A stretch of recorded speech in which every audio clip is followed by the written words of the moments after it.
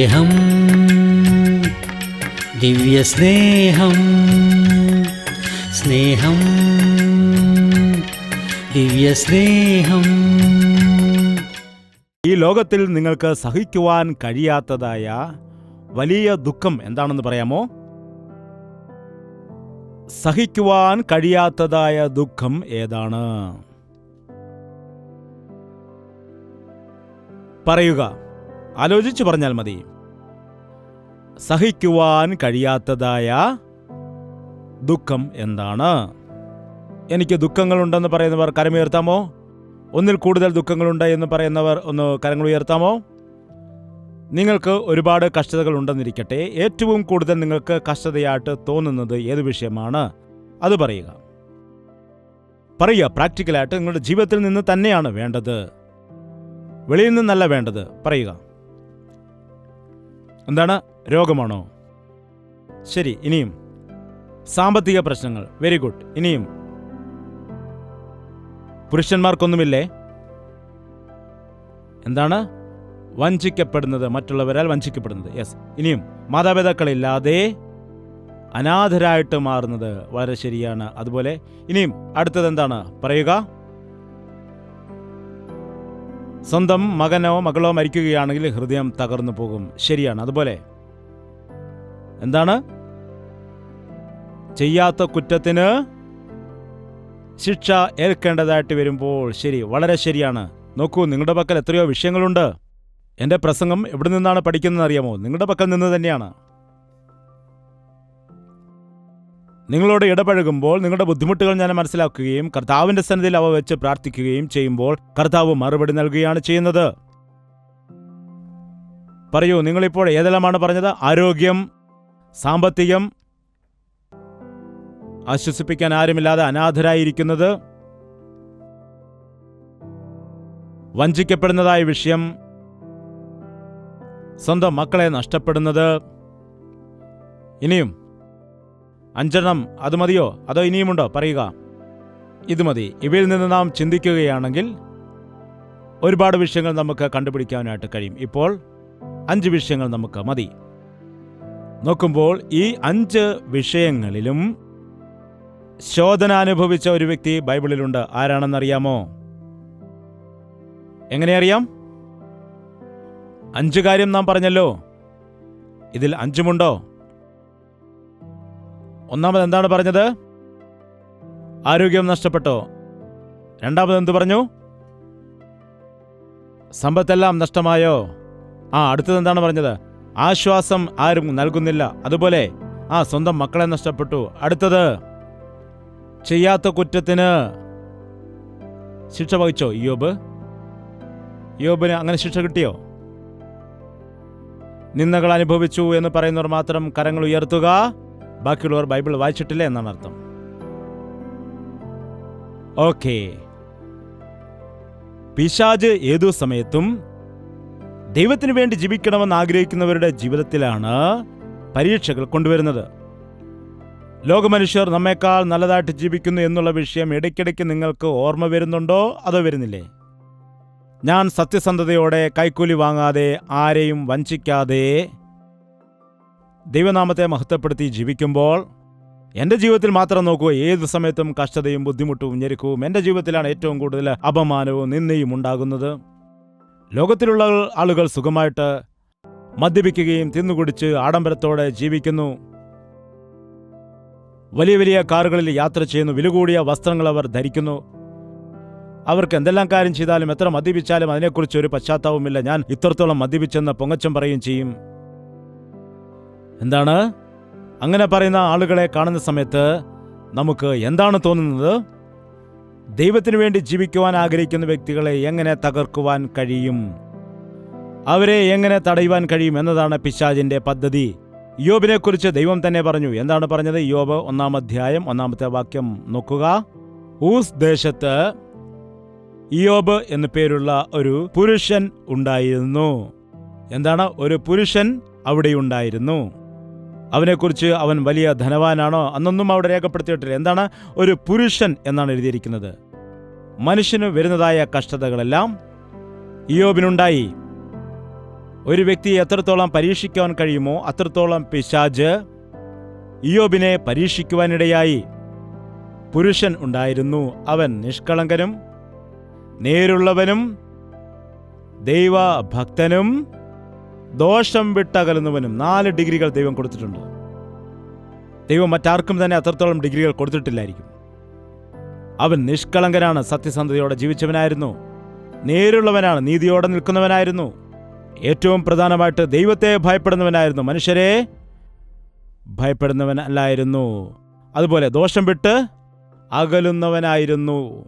ഇങ്ങനെ ഉണ്ടായിരിക്കുന്നതായ ഒരു ഭക്തൻ എത്ര വലിയ മനുഷ്യനായിരിക്കും. മറ്റൊരു കുറവും തന്നെ അവിടെ കാണുവാനായിട്ട് കഴിയുകയില്ല. എന്തെങ്കിലും കുറവുണ്ടെങ്കിൽ പിശാച് നമ്മുടെ ജീവിതത്തിലെ കുറവുകൾ കൊണ്ടുവന്ന് ദൈവത്തിന് മുൻപിൽ കാണിക്കാനിടയാകും.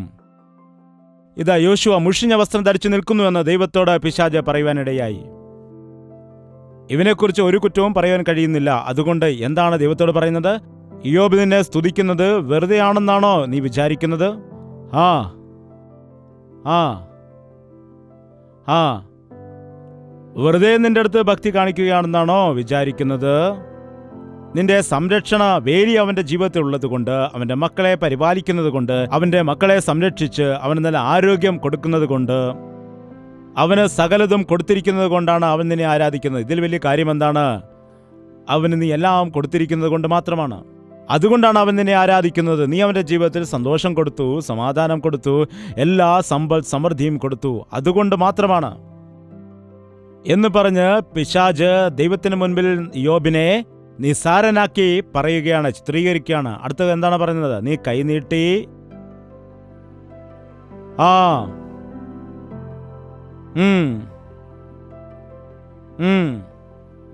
നീ ഒന്ന് കരം നീട്ടിക്കൊണ്ട് അവന് ചുറ്റും കെട്ടിരിക്കുന്ന വേലി പൊളിച്ചു കളഞ്ഞാൽ മാത്രം മതി. അപ്പോൾ അവൻ നിന്നെ തള്ളിപ്പറയുവാൻ ഇടയാകും എന്ന് പറഞ്ഞിട്ട് പിശാച് വെല്ലുവിളിക്കുകയാണ്. നിങ്ങൾക്ക് ആരെയെങ്കിലും വഴക്ക് പറയണമെങ്കിൽ പിശാചിനെ വഴക്ക് പറയുക. ദയവ് ചെയ്ത് മനുഷ്യരെ വഴക്ക് പറയാൻ പാടില്ല. അവൻ കള്ളനാണ്, അപവാദിയാണ്, വഞ്ചകനാണ്, ദുഷ്ടനാണ്, ക്രൂരനാണ്, ജനത്തെ നശിപ്പിക്കുന്നവനാണ്, വഴിതെറ്റിക്കുന്നവനാണ്. ഇയ്യോബിനെക്കുറിച്ച് ദൈവത്തിന് നന്നായിട്ട് അറിയാം. അതുകൊണ്ട് പിശാചിന്റെ കയ്യിൽ ടെസ്റ്റ് ചെയ്യാൻ വേണ്ടി കൊടുത്തതാണ്. ശരി, നോക്കൂ, ടെസ്റ്റ് ചെയ്ത് നോക്കൂ, എൻ്റെ ദാസനെക്കുറിച്ച് എനിക്കറിയാം. അതാണ് ആദ്യം എന്താണ് നഷ്ടമായത്? ആസ്തിയെല്ലാം നഷ്ടമാകാനിടയായി. 10 മക്കളും മരിക്കാനിടയായി. സഹിക്കാൻ കഴിയുമോ? ഒരു കുഞ്ഞ് മരിച്ചാൽ, വയറ്റിൽ കിടക്കുന്ന കുഞ്ഞ് മരിച്ചുപോയാൽ ഗർഭിണിയായ സ്ത്രീകൾ കരയുന്നു. അവർക്ക് ആ സങ്കടം സഹിക്കുന്നില്ല. 2 പ്രാവശ്യം എൻ്റെ ഗർഭം അലസിപ്പോകാൻ ഇടയായി എന്നവർ വളരെ സങ്കടത്തോടെ ദുഃഖത്തോടാണ് പറയുന്നത്. അവർക്കത് സഹിക്കാൻ കഴിയുന്നില്ല. ചിലരാണെങ്കിൽ വലിയ ഡിപ്രഷനിലേക്ക് പോകുവാനിടയാകും. അതും പോരാഞ്ഞിട്ട് അവരെ കുത്തുവാക്കുകളാൽ വേദനിപ്പിക്കുന്ന ചില ആളുകളും. എന്താണ് പറ്റിയത്? എന്താണ്? ഏത് ശാപമാണ്, ഏത് പാപമാണ് എന്ന് പറഞ്ഞ് അപമാനിക്കുന്ന ആളുകളുമുണ്ട്. ദുഃഖിക്കുന്നവരെ ആശ്വസിപ്പിക്കാൻ ഇന്നാർക്കും മനസ്സില്ല. എന്നാൽ അവരെ വീണ്ടും ദുഃഖിപ്പിക്കുവാൻ പലരും ഇന്നുണ്ട്. അത് ഏതു കൂട്ടരാണെന്നറിയാമോ? ദുഃഖത്തിലായിരിക്കുന്ന ഒരു വ്യക്തിക്ക് ആശ്വാസമാണ് വേണ്ടത്. ദുഃഖത്തിൽ നിന്ന് വെളിയിൽ വരുവാനുള്ളതായ മാർഗമാണ് ആവശ്യം. ഒറ്റയടിക്ക് 10 മക്കൾ മരിച്ചു പോയപ്പോൾ ഇയ്യോബിനത് എത്രത്തോളം വേദനയുണ്ടായെന്നറിയാമോ? ഇയ്യോബ് കുഞ്ഞുങ്ങളെ എത്രത്തോളം സ്നേഹിച്ചിരുന്നു എന്നറിയാമോ? 10 മക്കൾക്കും വേണ്ടി പ്രാർത്ഥിച്ചു. സമ്പത്തിൽ അവൻ കണ്ണുവെച്ചിരുന്നില്ല. എങ്ങനെയെങ്കിലും സമ്പത്ത് കിട്ടിയാൽ മതിയെന്ന് ചിന്തിച്ചിരുന്നില്ല. തൻ്റെ കുഞ്ഞുങ്ങൾ ദൈവത്തിൻ്റെ സന്നിധിയിൽ പാപം ചെയ്യുമോ എന്ന് ഭയന്നിട്ട് എന്താണ്, അതിരാവിലെ തന്നെ എഴുന്നേറ്റ് ഓരോരോ കുഞ്ഞുങ്ങൾക്ക് വേണ്ടി ദൈവത്തിൻ്റെ സന്നിധിയിൽ പ്രാർത്ഥിക്കുമായിരുന്നു, യാഗമർപ്പിക്കുമായിരുന്നു. ഓരോരുത്തർക്ക് വേണ്ടി പ്രാർത്ഥിച്ചു. ആ കാലത്ത് യാഗമർപ്പിക്കുന്നു, ഈ കാലത്ത് പ്രാർത്ഥന. ഓരോരുത്തർക്കും വേണ്ടി പ്രാർത്ഥിക്കുവാനിടയായി. പ്രാർത്ഥനയോടുകൂടിയാണ് മക്കളെ വളർത്തിക്കൊണ്ടുവന്നത്. ആ മക്കളിൽ ഒരു ദോഷവുമുള്ളതായിട്ട് കാണുവാൻ കഴിയില്ല. അങ്ങനെയല്ല ഇയ്യോബ് അവരെ വളർത്തിക്കൊണ്ടുവന്നത്. ദൈവം മക്കളെ അനുഗ്രഹിക്കുവാനിടയായി. ഇയ്യോബ് തന്റെ മക്കളെ ദൈവഭക്തിയിലും ഭയത്തിലുമാണ് വളർത്തിക്കൊണ്ടുവന്നത്. ഓരോരോ ദിവസങ്ങളിലും അവർക്ക് വേണ്ടി പ്രാർത്ഥിച്ചുകൊണ്ട് ഇയ്യോബ് അവരുടെ തെറ്റുകളെല്ലാം ക്രമപ്പെടുത്തി ദൈവസന്നിധിയിൽ നിരപ്പ് പ്രാപിച്ച് മുൻപോട്ട് പോകുമായിരുന്നു. അത്രത്തോളം സ്നേഹിച്ചതായ മക്കൾ, അത്രത്തോളം അനുഗ്രഹിക്കപ്പെട്ടതായ മക്കൾ എല്ലാവരും ഒരു ദിവസം തന്നെ മരിച്ചുപോയാൽ നമ്മെപ്പോലെയുള്ള ആളുകളാണെങ്കിൽ അത് സഹിക്കാനിടയാകുമോ? ഒരു യൗവനക്കാരനായ മകൻ മരിച്ചുപോയാൽ ആ മാതാവിൻ്റെ അല്ലെങ്കിൽ ആ പിതാവിൻ്റെ വേദന എത്രമാത്രം വലുതാണെന്ന് നാം പലപ്പോഴും ന്യൂസുകളിൽ കണ്ടിട്ടുള്ളതാണ്. ചിലരാണെങ്കിൽ ആ സങ്കടം സഹിക്കുവാൻ കഴിയാതെ അവർ ഹാർട്ട് അറ്റാക്ക് വന്നിട്ട് മരിക്കാറുണ്ട്. 10 പേരും ഒരു ദിവസം തന്നെ മരിക്കാനിടയായി. എത്രത്തോളം ആസ്തി, എത്രത്തോളം സമ്പത്തുണ്ടായിരുന്നു അദ്ദേഹത്തിനെന്നറിയാമോ? എത്ര ആടുകളുണ്ടായിരുന്നു, എത്ര കഴുതകൾ, എത്ര ഒട്ടകങ്ങൾ, അങ്ങനെ അദ്ദേഹത്തിനുണ്ടായിരിക്കുന്ന സകല സമ്പത്തിനെക്കുറിച്ചും ഇവിടെ വ്യക്തമായിട്ട് രേഖപ്പെടുത്തിയിട്ടുണ്ട്. ഒരുപാട് ദാസന്മാരുമുണ്ടായിരുന്നു, പണിക്കാരും ഒരുപാട് പേർ മരിച്ചു. ഒരാൾ മാത്രം രക്ഷപ്പെട്ട് ന്യൂസ് പറയാൻ വേണ്ടി വന്നു. ദാസന്മാർ, മക്കൾ മരിച്ചുപോയി, എല്ലാം നഷ്ടപ്പെട്ടു. നമ്മളായിരുന്നുവെങ്കിലോ പിശാച് പറയുന്നത് പോലെ അപ്പോൾ ചെയ്യും. ദൈവത്തെ ചോദ്യം ചെയ്ത് എന്തുകൊണ്ട് എൻ്റെ ജീവിതത്തിൽ ഇങ്ങനെയൊക്കെ ചെയ്യുന്നു? പലരെയും ഞാൻ കണ്ടിട്ടുണ്ട്. അമ്മ മരിച്ചുപോയി എന്ന് പറഞ്ഞിട്ട്, ദൈവമുണ്ടായിരുന്നുവെങ്കിൽ എന്തുകൊണ്ട് എൻ്റെ അമ്മ മരിക്കണമെന്ന് പറഞ്ഞിട്ട് ആ ദൈവത്തെ വിട്ടുപിരിഞ്ഞ ആളുകളെ കണ്ടിട്ടുണ്ട്. അമ്മ മരിക്കും, അപ്പോൾ പറയുകയാണ്, അമ്മ പ്രാർത്ഥിക്കുന്നതായ സ്ത്രീയല്ലേ, പിന്നെ എൻ്റെ പിതാവ് മരിക്കുന്നില്ലല്ലോ, അദ്ദേഹമാണെങ്കിൽ മദ്യപിക്കുന്ന വ്യക്തിയായിട്ട് പോലും. അവൻ മരിച്ചാൽ നരകത്തിലേക്ക് പോകുമെന്ന് ദൈവത്തിന് അറിയാം. അമ്മയോട് പറയുകയാണ്, നീ കഷ്ടപ്പെട്ട് ഈ ലോകത്തിൽ കഷ്ടപ്പെട്ടതൊക്കെ മതി എന്ന് പറഞ്ഞ് കർത്താവ് വിളിക്കുകയാണ് ചെയ്യുന്നത്. ദുഷ്ടന്മാർക്ക് ദീർഘായുസ് കാണും. അവർ രക്ഷിക്കപ്പെടേണ്ടതിനു വേണ്ടി ദൈവം സാവധാനം കൊടുക്കുമ്പോൾ അവർ വിചാരിക്കുകയാണ്, പ്രാർത്ഥിക്കുന്നവരാണ് ഇവിടെ മരിക്കുന്നത്, ദൈവത്തിന്റെ ദാസന്മാർ മരിക്കുന്നു, ഞങ്ങൾ ദുഷ്ടന്മാർ മാത്രം ഇങ്ങനെയായിരിക്കുന്നു എന്ന് പറഞ്ഞ് അവരെ കളിയാക്കുന്ന അനേകം ആളുകളുമുണ്ട്. ഇയ്യോബ് ദൈവത്തിന്റെ സന്നിധിയിൽ വിലപിക്കുകയാണ്, കണ്ണുനീരൊഴുക്കുകയാണ്. എങ്ങനെ അവനത് സഹിക്കുന്നു എന്നറിയാൻ കഴിയില്ല. എനിക്കൊരു കാര്യം അറിയാം, ഇയ്യോബ് തന്റെ കുടുംബത്തെക്കാൾ കൂടുതൽ ദൈവത്തെ സ്നേഹിക്കുവാനിടയായി. ഇയ്യോബ് തന്റെ സമ്പത്തിനേക്കാൾ കൂടുതലായി ദൈവത്തെ സ്നേഹിച്ചു. ഇയ്യോബ് തനിക്കുള്ള എല്ലാത്തിനേക്കാളും തനിക്ക് നൽകിയിരിക്കുന്ന ആ ഉടയവനെയാണ് സ്നേഹിക്കുവാനിടയായത്. ഒരുവൻ എന്നെ അനുഗമിക്കുവാൻ ഇച്ഛിച്ചാൽ അവൻ തന്നെത്താൻ തിരസ്കരിച്ചുകൊണ്ട് തന്റെ മാതാവിനേക്കാളും പിതാവിനേക്കാളും തന്റെ ചേട്ടനേക്കാളും അനുജനേക്കാളും എല്ലാം കൂടുതലായും ദൈവത്തെ സ്നേഹിക്കാതിരുന്നാൽ അവർക്ക് അനുഗമിക്കാൻ കഴിയില്ല. ഭാര്യയ്ക്ക് 1-ാം സ്ഥാനം കൊടുത്തതായ ആദാമ് മനുഷ്യന് ശാപമാണ് കൊടുത്തത്. നവോമി ഭർത്താവിനെ അനുസരിച്ചു. പോകാം എന്ന് പറഞ്ഞപ്പോൾ ശരിയെന്ന് പറഞ്ഞു പോയി. നോക്കൂ, നമ്മൾ ബേത്ലഹേമിലായിരിക്കുന്നു. ഇത് അനുഗ്രഹിക്കപ്പെട്ട സ്ഥലമാണ്. മോവാബ് ശപിക്കപ്പെട്ട സ്ഥലമാണ്. പോകേണ്ട, അവിടെ ദൈവത്തിന്റെ സാന്നിധ്യമില്ല എന്ന് പറയണം. അതുപോലെ ബേത്ലഹേം അപ്പങ്ങളുടെ ഭവനമാണ്. അവിടെ ദൈവത്തിന്റെ കൃപയുണ്ട്, അവിടെ ക്ഷാമം ഉണ്ടാകില്ല എന്ന് പറഞ്ഞ് തടസ്സപ്പെടുത്തേണ്ടിയിരുന്നു. എന്നാൽ ഭർത്താവിന് 1-ാം സ്ഥാനം കൊടുത്ത് അനുസരിച്ച് പോകാനിടയായി. എന്ത് സംഭവിച്ചു? ഭർത്താവിനെ നഷ്ടപ്പെട്ടു, മക്കളെ നഷ്ടപ്പെട്ടു, അവസാനം വിധവയായിട്ട് മാറി. ഇവിടെ ഇയ്യോബ് ദൈവത്തെയാണ് സ്നേഹിച്ചത്. നമ്മുടെ ജീവിതത്തിൽ എല്ലാ വ്യക്തികളും ഇത് ഓർത്തിരിക്കേണ്ട കാര്യമാണ്. യേശുവുമായിട്ടുള്ള ബന്ധത്തിന് തടസ്സമായിട്ട് എന്തു വന്നാലും അത് മാറ്റിവെക്കേണ്ടതാണ്. അത് ജോലിയാണെങ്കിലും, സമ്പാദ്യമാണെങ്കിലും, വസ്തുവാണെങ്കിലും, ഭാര്യയാണെങ്കിലും, മക്കളാണെങ്കിലും, ഭർത്താവാണെങ്കിലും 1-ാം സ്ഥാനം ദൈവത്തിന് കൊടുക്കണം. ബാക്കിയാണ് മറ്റുള്ളവർക്ക്. 1-ാം സ്ഥാനം ദൈവത്തിന്, അതിനുശേഷം ഭാര്യയ്ക്ക്, ഭർത്താവിന് ഭാര്യയും, മാതാപിതാക്കൾക്ക് കുഞ്ഞുങ്ങളും. ഒരു ദിവസം കൊണ്ട് സകലതും നഷ്ടപ്പെട്ടു, സമ്പത്തെല്ലാം നഷ്ടമായി. എന്നാൽ ഇയ്യോബ് തെറ്റ് ചെയ്തില്ല. ഇയ്യോബ് എന്താണ് ചെയ്തത്? ദൈവത്തോട് എന്താണ് പറഞ്ഞത്? നോക്കൂ, നഗ്നനായി ഞാൻ എൻ്റെ അമ്മയുടെ ഗർഭത്തിൽ നിന്ന് പുറപ്പെട്ടു വന്നു, നഗ്നനായി തന്നെ മടങ്ങിപ്പോകും. യഹോവ തന്നു. ഞാൻ ജനിച്ച സമയത്ത് എൻ്റെ ഭാര്യയെയും മക്കളെയും എൻ്റെ കാളകളെയും കന്നുകാലിയും ഒക്കെ ആയിട്ടാണ് വന്നത്. അമ്മയുടെ ഉദരത്തിൽ നിന്ന് പുറപ്പെട്ട് ഞാൻ ഈ ലോകത്തിലേക്ക് വന്നപ്പോൾ എനിക്ക് വസ്ത്രം പോലും ധരിക്കുവാനില്ലായിരുന്നുവല്ലോ. നഗ്നനായിട്ട് ഈ ലോകത്തിലേക്ക് വന്നു. ഞാൻ മരിക്കുന്ന സമയത്ത് ഈ ലോകത്തിൽ നിന്ന് എനിക്ക് എന്തെങ്കിലും കൊണ്ടുപോകാൻ കഴിയുമോ?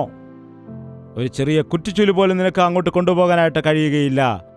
നീ മരിക്കുന്ന സമയത്ത് ഈ ഭൂമിയിൽ നീ നേടിയതായ പേരോ പ്രശസ്തിയോ സമ്പാദ്യങ്ങളോ ഒന്നും തന്നെ, പേരും പ്രശസ്തിയും ഒന്നും തന്നെ സ്വർഗത്തിലേക്ക് കൊണ്ടുപോകാൻ കഴിയില്ല. അവയവിടെ എണ്ണപ്പെടുകയില്ല. ദൈവത്തിന് മഹത്വമുണ്ടാകട്ടെ എന്ന് പറഞ്ഞു. ദൈവം പറഞ്ഞു, കണ്ടില്ലേ എൻ്റെ ദാസനായിരിക്കുന്ന ഇയ്യോബിനെ, ഇപ്പോൾ കണ്ടില്ലേ? 2-ാം അധ്യായം 2-ാം വാക്യം. ഊടാടി സഞ്ചരിച്ചിട്ട് വന്നു എന്ന് പറയുന്നു. 3-ാം വാക്യം.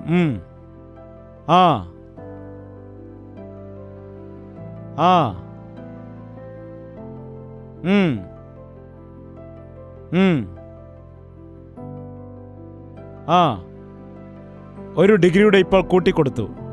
ഇപ്പോൾ 1 ഡിഗ്രി കൂടെ കൂട്ടിക്കൊടുത്തു. ദോഷം വിട്ടകലുന്നവനും ഭൂമിയിൽ അവനെ പോലെ മറ്റാരും തന്നെയില്ല. വെറുതെ അവനെ നശിപ്പിക്കേണ്ടതിന് നീ എന്താണ് എൻ്റെ ദാസനെ വെറുതെ നശിപ്പിക്കുവാൻ വേണ്ടി നീ പരിശ്രമിച്ചു എന്ന് പറഞ്ഞു. വെറുതെ എൻ്റെ ദാസനെ നീ ദുഃഖിപ്പിക്കുവാനിടയായി. ഇപ്പോൾ മനസ്സിലാക്കാൻ കഴിഞ്ഞു, എൻ്റെ ദാസനായ യോബിനെ പോലെ മറ്റൊരാളും ഈ ഭൂമിയിൽ ഇല്ല എന്നുള്ള കാര്യം. സാത്താനെ യഹോവയോട് ത്വക്കിന് പകരം ത്വക്ക്. 4-ാം വാക്യം. ആ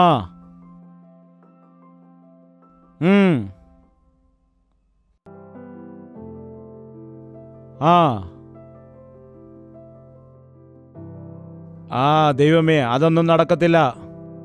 എന്താണ്? ആരോഗ്യമാണ് മഹാഭാഗ്യം. എന്തൊക്കെ നഷ്ടപ്പെട്ടാലും അവന് ആരോഗ്യമുള്ളത് കൊണ്ട് അവൻ വീണ്ടും സമ്പാദിക്കാനിടയാകും. അവന് ഭാര്യയുണ്ട്, അവൻ വീണ്ടും കുഞ്ഞുങ്ങളെ ജനിപ്പിക്കും.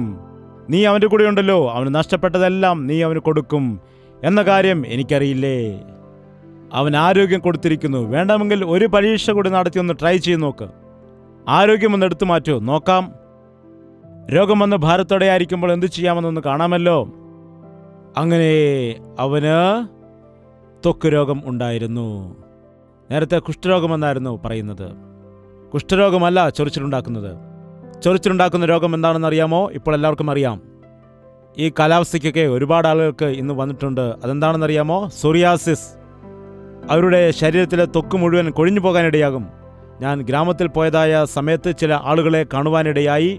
അവരുടെ ശരീരത്ത് മുഴുവനും അവരുടെ മുഖത്ത് മുഴുവനും ത്വക്കുകൾ ഇങ്ങനെ ഇളകിപ്പോയതായിട്ട് കാണാനിടയായി. അവർ ആ ശരീരത്തിൽ ചൊറിയുന്ന സമയത്ത് അവിടെ രക്തം പൊടിയുവാനിടയാകും. നിൽക്കുവാനോ ഇരിക്കുവാനോ കിടക്കുവാനോ കഴിയാത്തതായ അവസ്ഥ. ഭയങ്കരമായിട്ടുള്ള ഒരു രോഗമാകുന്നു അത്. അതിന് മരുന്നുകളോ ഗുളികകളോ ഒന്നും തന്നെ ഫലിക്കാത്തതായ അവസ്ഥ. പ്രധാനമായിട്ടും അദ്ദേഹത്തിന് മക്കളെയും സമ്പത്തിനെയും നഷ്ടപ്പെട്ടതിൻ്റെ ദുഃഖം. അത്രയും കഷ്ടതയുണ്ടെങ്കിലും ആരോഗ്യമുണ്ടല്ലോ എന്ന് പറഞ്ഞുകൊണ്ട് ഇരിക്കുന്നതായ സമയത്ത് ആ ചാരത്തിൽ ഇരുന്നു കൊണ്ട് ചൊറിയുകയാണ് ശരീരത്ത്. രോഗം ബാധിച്ചിട്ട് അന്നുണ്ടായിരുന്നതായ ചാരം അതൊരു ആൻറ്റിബയോട്ടിക് ആയിരിക്കാം. ചാരമിടുന്നതായ സമയത്ത് അതിന് യാതൊരു ഇൻഫെക്ഷനും ഉണ്ടാവുകയില്ലായിരിക്കാം. മരുന്നുകൾ ഉപയോഗിക്കുകയില്ല എന്ന് പറയുമ്പോൾ, പണ്ടുകാലത്ത് ഇങ്ങനെയുള്ള മരുന്നുകളൊന്നും ഇല്ലായിരുന്നു. ഞാൻ ഉൾഗ്രാമത്തെ ദൈവവേല ചെയ്ത സമയത്ത് അവിടെ ആർക്കെങ്കിലും മുറിവ് പറ്റിയാൽ പിന്നെ അവിടെ മരുന്നും ഒന്നും തന്നെ കിട്ടുകയില്ല. എന്ത് ചെയ്യുമെന്നറിയാമോ? ചാണകം എടുത്തിട്ട് അത് മുറിവിൽ വെച്ച് കെട്ടുവാനിടയാകും. അതാണ് ആൻറ്റിബയോട്ടിക്കായിട്ട് ഉപയോഗിച്ചുകൊണ്ടിരുന്നത്. ഗ്രാമങ്ങളിൽ അവിടെ ചാണകം തളിക്കാനിടയാകും വീടുകളിൽ. കാരണം എന്താണ്? ഈച്ചയും കൊതുകും ഒന്നും വരാതിരിക്കാനാണ്.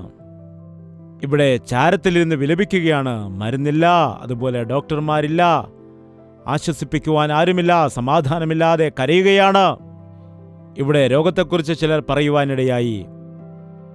നമ്മുടെ ശരീരത്തിൽ നമുക്ക് രോഗമുണ്ടാകുന്ന സമയത്ത് നമ്മുടെ മനസ്സിന് ഒരു സ്വസ്ഥത കാണില്ല, ഒരു സമാധാനം കാണില്ല, ഒന്നും ചെയ്യുവാൻ നമുക്ക് കഴിയില്ല.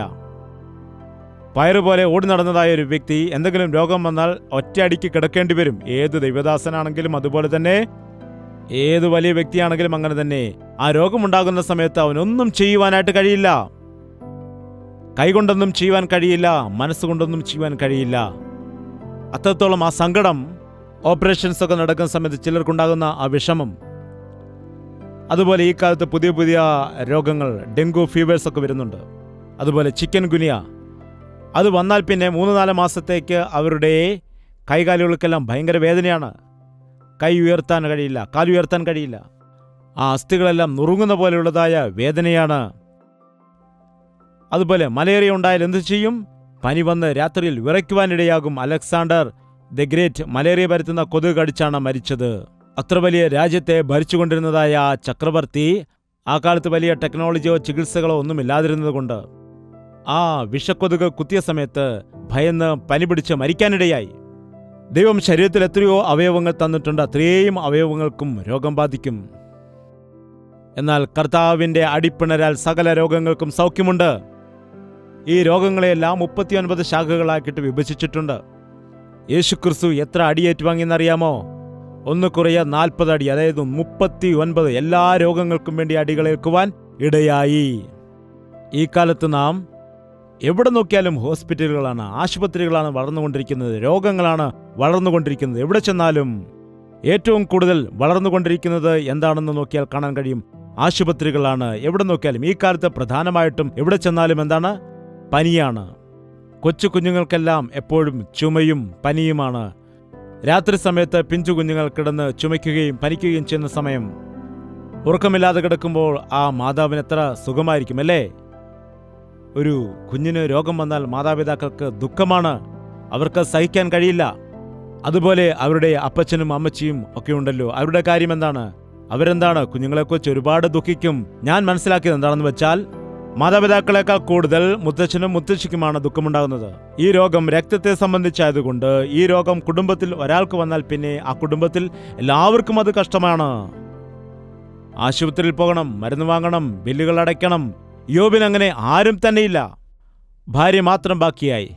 ശരി, ഭാര്യ വന്നിട്ട് പേടിക്കണ്ട, ഞാനുണ്ട്, ഞാൻ നോക്കിക്കോളാം, നിങ്ങൾ ഭാരപ്പെടേണ്ട കാര്യമില്ല, നമ്മുടെ കുഞ്ഞുങ്ങൾ പോയി എങ്കിലും വിഷമിക്കേണ്ട, നിങ്ങൾക്ക് ഞാനുണ്ടല്ലോ, നമുക്ക് കർത്താവിനോട് പ്രാർത്ഥിക്കാം, നമുക്കൊരുമിച്ച് പാട്ടുപാടാം, കർത്താവിനെ ആരാധിക്കാം എന്നാണോ പറഞ്ഞത്? എത്രത്തോളം നീ ഇങ്ങനെ സത്യസന്ധതയും ഭക്തിയുമൊക്കെ മുറുകെ പിടിച്ചുകൊണ്ട് നിൽക്കും? നീ ദൈവത്തെ ദൂഷിച്ചിട്ട്, സഹോദരിമാരെ, നിങ്ങൾ എന്തു പറഞ്ഞാലും ശരി, ഭാര്യ എന്താണോ പറയുന്നത് അതായിരിക്കും ഭർത്താവ് ചെയ്യുന്നത്. തീർച്ചയായിട്ടും ചെയ്യും. അതിനെ ജയിക്കണമെങ്കിൽ യോബിനെ പോലെയുള്ളവർക്ക് സാധിക്കുള്ളൂ, നമ്മെപ്പോലെയുള്ളവർക്ക് അത് സാധിക്കില്ല. എത്ര ദുഷ്കരമാണ്! ഭാര്യയ്ക്കും ഭർത്താവിനും ഇടയിൽ ഐക്യതയില്ലെങ്കിൽ അതിനേക്കാൾ നരകമായ അവസ്ഥ ഭൂമിയിൽ മറ്റൊന്നും തന്നെ ഇല്ലായിരിക്കും. സംശയമാണെങ്കിൽ നിങ്ങളുടെ ഭർത്താവിനോട് ചോദിച്ചു നോക്ക്. നിന്റെ ഭാര്യ നിനക്ക് എതിരായിട്ട് നിൽക്കുകയാണെങ്കിൽ ആ ഒരു അവസ്ഥ എന്തായിരിക്കും? നിനക്ക് ആവശ്യത്തിന് പണമുണ്ടായിരിക്കാം, നിങ്ങൾക്ക് മക്കളുണ്ടായിരിക്കാം, സുഖ സൗകര്യങ്ങൾ എല്ലാം ഉണ്ടായിരിക്കാം. എങ്കിലും നിന്റെ ഭാര്യ നീ യേസ് എന്ന് പറഞ്ഞാൽ അവൾ നോ എന്ന് പറയുകയാണെങ്കിൽ പറയൂ, എന്തായിരിക്കും അവസ്ഥ? ദൈവം മനുഷ്യൻ ഏകനായിരിക്കുന്നത് നന്നല്ല എന്ന് പറഞ്ഞ് തക്കതായ തുണയായിട്ടാണ് ഭാര്യയെ കൊടുത്തത്. ആ ഭാര്യ ക്ഷമിക്കാത്തവളാണെങ്കിൽ, കലഹിക്കുന്ന വ്യക്തിയാണെങ്കിൽ ആ ഭർത്താവിന് സഹിക്കാൻ കഴിയില്ല. അവൻ രാക്ഷസനെ പോലെ ആയിത്തീരും, അവൻ ദുഷ്ടനായിത്തീരും. ഞാൻ ശ്രദ്ധിച്ച കാര്യമാണ്, അനേകം ഭർത്താക്കന്മാർ മദ്യപിച്ച് നടക്കുന്നതിന്റെ പ്രധാന കാരണം അവരുടെ ഭാര്യമാരാണ്. നിങ്ങൾ കോപിച്ചാലും സാരമില്ല. അനേകം പുരുഷന്മാരും മദ്യപിക്കുന്നതിന്റെ പ്രധാന കാരണം അവരുടെ ഭാര്യമാരാണ്. അനേക പുരുഷന്മാർ ഇന്ന് ദുർനടപ്പാചരിക്കുന്നതിന്റെ പ്രധാന കാരണം അവരുടെ ഭാര്യമാരാണ്. അതുപോലെ തന്നെ നമുക്ക് തിരിച്ചു ചിന്തിക്കാം. നിങ്ങളുടെ ജീവിതത്തിൽ എന്തെല്ലാം അനുഗ്രഹങ്ങൾ ഉണ്ടായാലും ശരി, നിങ്ങളുടെ ഭർത്താവ് നിങ്ങൾക്ക് എതിരായിട്ട് നിൽക്കുകയാണ് എങ്കിൽ, നിങ്ങൾക്ക് ഒരുപാട് സ്വർണമുണ്ടെങ്കിലും ഒരുപാട് സാരിയും വസ്ത്രങ്ങളെല്ലാം ഉണ്ടെങ്കിലും നിങ്ങളുടെ ഭർത്താവ് നിങ്ങളോട് സഹകരിക്കുന്നില്ല എങ്കിൽ അത് സന്തോഷമാണോ? പറയൂ സഹോദരി, പറയൂ. എന്തോ ഇപ്പോൾ അങ്ങനെയാണ് നടക്കുന്നത്. നിങ്ങളെവിടെ പോയാലും എനിക്കൊരു കുഴപ്പവുമില്ല, എനിക്ക് ആദ്യമൊക്കെ വാങ്ങിച്ചു തന്നാൽ മതി എന്ന് പറയുന്നതായ ഭാര്യമാരുമുണ്ട്. അതുപോലെ ഇപ്പോൾ വിചിത്രമായ ഒരു കാര്യം കാണുന്നുണ്ട്. എവിടെ നോക്കിയാലും ഒന്നാം ഭാര്യ, രണ്ടാം ഭാര്യ, മൂന്നാം ഭാര്യ, അങ്ങനെയാണ് കാണുന്നത്. അതുപോലെ ചില ആളുകളെ നോക്കൂ, എത്ര പേരെ വിവാഹം കഴിക്കുന്നു, എത്ര പേർക്ക് വിവാഹമോചനം കൊടുക്കുന്നു. ഇന്ന് ഗ്രാമപ്രദേശങ്ങളിൽ പോലും ചിന്തിക്കുമ്പോൾ എത്രയോ പേരാണ് മാറി മാറി ഓരോരുത്തരെ വിവാഹം കഴിക്കുന്നത്. ഇതെല്ലാം കുടുംബത്തെ നശിപ്പിക്കുവാൻ വേണ്ടി പിശാച് ചെയ്യുന്നതായ പ്രവർത്തനങ്ങളാണ്. ദൈവം ഒരുമിപ്പിച്ചതിനെ മനുഷ്യൻ വേർപിരിക്കാൻ പാടില്ല എന്ന് വ്യക്തമായിട്ട് വചനം പറയുമ്പോൾ പിശാച് ഭാര്യമാരെയും അതുപോലെ തന്നെ ഭർത്താക്കന്മാരെ, ഞാനിത് വളരെ ശ്രദ്ധിച്ച് മനസ്സിലാക്കിയതാണ്. ഭർത്താവ് മദ്യപാനിയാണെങ്കിൽ ഭാര്യ വളരെ മര്യാദക്കാരിയായിരിക്കും. ശരി, കുഴപ്പമില്ല, അങ്ങനെ ചെയ്യാമെന്ന് പറയും. എന്നാൽ ഭർത്താവ് നല്ല സ്നേഹവാനായിട്ട് ഭാര്യയുടെ കാര്യമെല്ലാം നോക്കി നടത്തിയാൽ എന്താണ് പറയുന്നത്? എന്താണ് കാര്യം? അനേകം പേരെ ഞാൻ അങ്ങനെ കണ്ടിട്ടുണ്ട്. എൻ്റെ സുവിശേഷ വേലയിൽ ഞാൻ ലക്ഷക്കണക്കിന് കുടുംബങ്ങളെ കണ്ടിട്ടുണ്ട്. അവർ കടന്നു വന്ന് അവരുടെ ജീവിതത്തിലെ പ്രശ്നങ്ങളൊക്കെ പറയുമ്പോൾ ഞാൻ മനസ്സിലാക്കിയത് എന്താണെന്ന് വെച്ചാൽ, നിന്റെ പ്രേരണ കൊണ്ടാണ് നിന്റെ ഭർത്താവ് വഴിതെറ്റിപ്പോയി തെറ്റ് ചെയ്യുന്നത്. ആ ഭർത്താവ് വഴിതെറ്റി തെറ്റ് ചെയ്യുന്ന സമയത്തായിരിക്കും നീ നേരെയാകുന്നത്.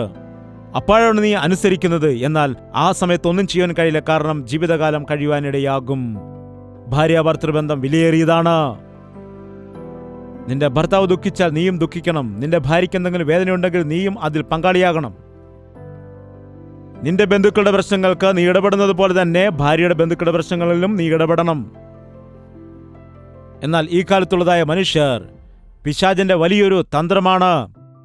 ഒരു മനുഷ്യനെ നശിപ്പിക്കണമെങ്കിൽ അവൻ ഭർത്താവിൽ കൂടിയോ ഭാര്യയിൽ കൂടിയോ നശിപ്പിക്കാൻ ശ്രമിക്കുന്നു. എന്നാൽ രണ്ടുപേരും ഐക്യതപ്പെടുകയാണെങ്കിൽ ഒന്നുകിൽ ദൈവത്തിന്റെ മക്കളായിട്ട് തീരും, അല്ലെങ്കിൽ പിശാചിന്റെ മക്കളായിട്ട് തീരും. അനന്യാസും സഫീരയും രണ്ടുപേർക്കും നല്ല ഐക്യതയുണ്ടായിരുന്നു. ശരിയെന്ന് പറഞ്ഞപ്പോൾ രണ്ടുപേരും ഒത്തുകൂടി. എന്തിനാണ് ഒത്തുകൂടിയത്? പണം മറച്ചുവെക്കുന്നതിന് വേണ്ടി.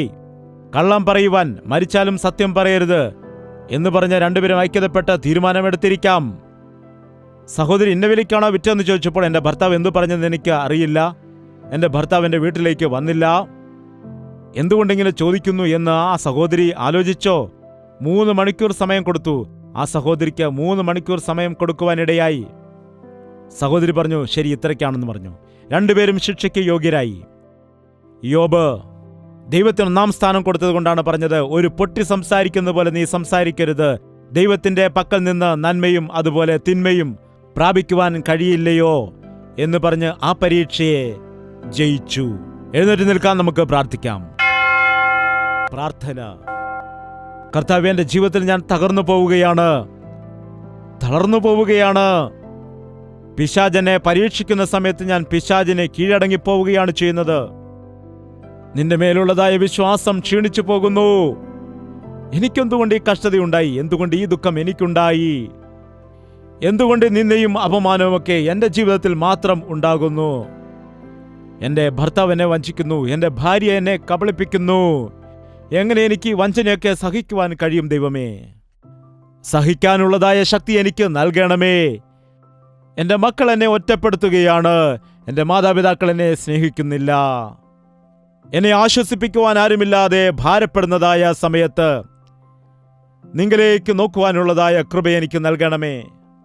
പെറ്റമ്മ നിന്നെ മറന്നാലും ഞാൻ നിന്നെ മറക്കുകയില്ല എന്ന് നീ പറഞ്ഞുവല്ലോ. എന്റെ മേൽ ദൃഷ്ടി വെച്ച് ആലോചന പറഞ്ഞു നൽകുമെന്ന് നീ അരുളി ചെയ്തല്ലോ. ഇത് കഷ്ടതയുടെ ലോകമാണെന്നും ദുഃഖത്തിന്റെയും നെടുവീർപ്പിന്റെയും ലോകമാണെന്നും ദുഷ്കരമായ ലോകമാണെന്നും ഞങ്ങൾ തിരിച്ചറിഞ്ഞുകൊണ്ട് ഈ ലോകത്തിൽ ഞങ്ങൾ നീതിയുള്ളവരായി, നിഷ്കളങ്കരായിട്ട്, സത്യസന്ധത ഉള്ളവരായിട്ട് ജീവിക്കുവാൻ തക്കവണ്ണമുള്ള കൃപ ഞങ്ങൾക്ക് നൽകണമേ. മനുഷ്യർ ഞങ്ങളെ പുകഴ്ത്തുമ്പോൾ സന്തോഷിക്കുകയും ഞങ്ങളെ കുറ്റപ്പെടുത്തുമ്പോൾ ദുഃഖിക്കുകയും ചെയ്യുന്ന വ്യക്തികളായിട്ട് മാറാതെ, എന്റെ ദൈവം എന്നെ മാനിച്ചാൽ മാത്രം മതി എന്ന പോലെ യോബിന് കൊടുത്തതായ ഭക്തി ഞങ്ങൾക്കും നൽകണമേ. എന്തെല്ലാം കഷ്ടതകൾ കടന്നു വന്നാലും മനുഷ്യരിൽ ആശ്രയം വയ്ക്കാതെ ദൈവത്തിൽ പൂർണ്ണമായി ആശ്രയിക്കുന്നതായ ആ ഭക്തി ഞങ്ങൾക്കും നൽകണമേ. ഞങ്ങളുടെ ശരീരത്തിൽ രോഗമുണ്ടാകുമ്പോൾ ഞങ്ങൾ തളർന്നു പോകാതെ നിന്നോട് നിലവിളിക്കുവാനുള്ളതായ കൃപ നൽകണമേ. പരിശുദ്ധനായ സ്നേഹമുള്ള പിതാവേ, ഓരോരുത്തരെയും ദർശിക്കണമേ.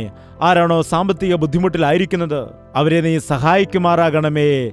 ഒന്നും ഇല്ലാതിരിക്കുന്ന അവസ്ഥയിൽ നിന്നും സകലത്തിനെയും ഉളവാക്കുവാൻ കഴിയുന്ന ദൈവമാകുന്നുവല്ലോ, അത് ഞങ്ങളുടെ ജീവിതത്തിൽ ചെയ്യണമേ. ഞങ്ങളുടെ ഇല്ലായ്മയെല്ലാം മാറ്റിക്കൊണ്ട് ഞങ്ങളുടെ ജീവിതത്തിൽ സമൃദ്ധി നൽകുവാൻ കഴിയുന്നതായ ദൈവമാണെന്ന് വിശ്വസിക്കുവാൻ തക്കവണ്ണം പ്രവർത്തിക്കണമേ. കർത്താവേ, ഞങ്ങളുടെ രോഗത്തിന്റെ മധ്യയിൽ, സാമ്പത്തിക പ്രതിസന്ധിയുടെ കടഭാരത്തിന്റെ മധ്യയിൽ കർത്താവെ നിന്നിൽ വിശ്വസിച്ച് നിന്നെ സ്തുതിക്കുവാൻ ഞങ്ങൾക്ക് കൃപ നൽകുമാറാകണമേ. കർത്താവെ, നിന്നിൽ പൂർണ്ണമായി ആശ്രയിക്കുവാൻ ഞങ്ങൾക്ക് കൃപ നൽകണമേ. സൗഖ്യമാക്കുന്ന യഹോവ ഞാനാകുന്നു. കർത്താവെ, നിന്നിൽ പൂർണ്ണമായി വിശ്വസിക്കാൻ സഹായിക്കണമേ. കർത്താവെ, നിന്റെ വലിയ കാര്യങ്ങൾ ഞങ്ങളുടെ ജീവിതത്തിൽ കണ്ടുകൊണ്ട് അന്ത്യം വരെയും വിശ്വസ്തയോടെ ആയിരിക്കാൻ ഞങ്ങളെ സഹായിക്കണമേ എന്ന് യേശുക്രിസ്തുവിന്റെ നാമത്തിൽ അപേക്ഷിക്കുന്നു പിതാവേ. നമ്മുടെ പിതാവായ ദൈവത്തിന്റെ സ്നേഹവും പുത്രനായ യേശുക്രിസ്തുവിന്റെ കൃപയും ആശ്വസിപ്പിച്ച് വഴി നടത്തുന്ന പരിശുദ്ധാത്മാവിന്റെ കൂട്ടായ്മയും സഹവാസവും നാം ഓരോരുത്തരോടും നാം പ്രാർത്ഥിച്ച സകല വിഷയങ്ങളോടും ഇന്നു മുതൽ എന്നേക്കും ഉണ്ടായിരിക്കുമാറാകട്ടെ. ആമേൻ, ആമേൻ, ആമേൻ. യേശുവേ, യേശുവേ, യേശുവേ, യേശുവേ, യേശുവേ, യേശുവേ, യേശുവേ, യേശുവേ. നിന്നെ നിന്നെ എന്നും ഞാൻ സേവിക്കും, നീ മാത്രം രാജാവെന്നും. നിന്നെ നിന്നെ എന്നും ഞാൻ സേവിക്കും, നീ മാത്രം രാജാവെന്നും. യേശുവേ, യേശുവേ, യേശുവേ, യേശുവേ, യേശുവേ, യേശുവേ, യേശുവേ, യേശുവേ, യേശുവേ, യേശുവേ, യേശുവേ.